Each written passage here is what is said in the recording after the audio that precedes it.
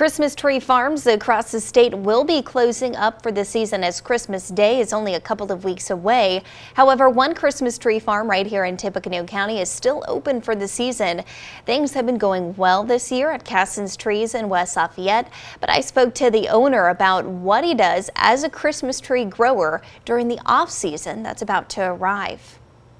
A beautiful color, fairly stiff branches. It's just a nice tree to grow. Christmas trees are a popular decoration placed in homes this time of year. It is a beautiful tree. But have you ever stopped to think about the hard work that actually goes into growing the trees? And a lot of people don't appreciate what all goes into making these trees what they are. Dan Cassens knows all about the hard work it takes. We spend a lot of time in the off season taking care of them and pretty much full time and more during the season for selling the trees. Cassens Farm sells mostly fir trees, but they also have others to choose from as well. A few Scotch pine, a few white pine, and a few spruce. The off-season will soon be underway for the Christmas tree farm, but while it may not be their busiest time of year, tree growers like Dan have plenty to do. The first step is obviously to get the trees planted, and that happens in about March or April.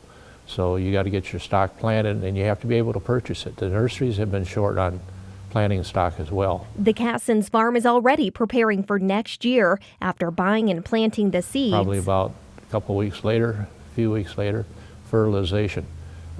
These fir trees demand a lot of fertilization. Mowing and weed control is something they have to maintain, and along with that comes the tree shearing. We use a serrated shearing knife and go around every tree to try to trim and form it the way we want it to look. As News 18 previously reported, last year, Cassens Trees placed first at the Indiana State Fair. Because of that, Dan was able to place one of their trees in the governor's office. And this year, we didn't place first, but we placed second. So we got to put one in the residence. Through all of the hard work, even during the off-season, Dan says he wouldn't change a thing. It can be a lot of fun with all the kids and people coming out and happy people having a good time finding their family Christmas tree. So that's kind of rewarding. Now, Dan says they've seen an increase in the amount of people wanting taller trees over the past few years. At this time, he says they still have those 10-foot trees available.